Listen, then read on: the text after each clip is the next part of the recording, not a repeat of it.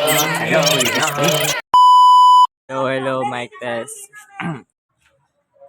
Hello, ako si Lorenzo Campos Ambalilo. At ipapakita ko sa inyo ang aerobic exercise.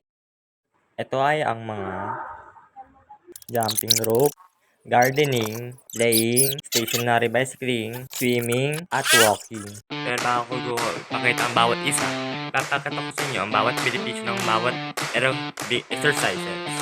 ating gagawin ay lumangoy. Alam niyo ba, ang isa pa sa mga exerciso ay paglalaro. Tara kaya,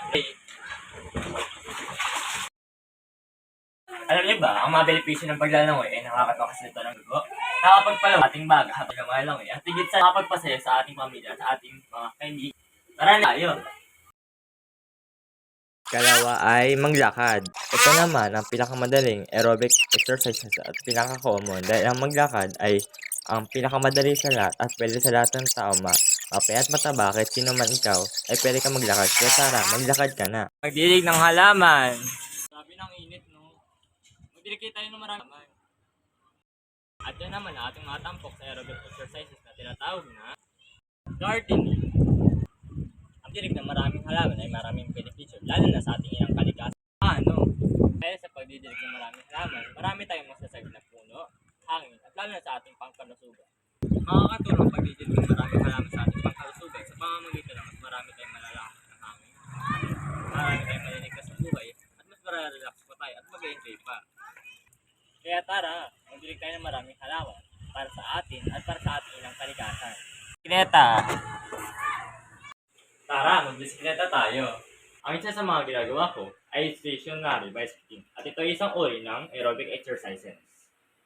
Ang mga benepisyo ng pagbibisikleta ay mas nakakapagpalang sa atin ito ng ating paa, kita at bandang baywang. Kaya tara, magbisikleta na tayo. Maglaro naman sa mga bata. Isa pa ay paglalaro sa mga bata at ito ay isang uri ng aerobic exercises. Maraming benepisyo ang paglalaro sa mga bata katulad ng makapagpasaya ka, maging masaya ka at higit sa lahat ay mabubuhayin ka ng loob dahil sa walang katapusang paglalaro. Ikahuli sa lahat ay jumping rope. Kitang-kita dyan na lalakas ang iyong braso, paa at pagtalon at mas lalakas pa ang iyong paghinga dahil sa walang katapusang pagtalon. Dagdag pa rito, mag-ingat ka dahil masakit ang tali. Na nagtatapos ang aming video. Make sure to like, subscribe, and turn on the notification bell. Bye-bye. Subscribe! Subscribe! Uy, bawal ng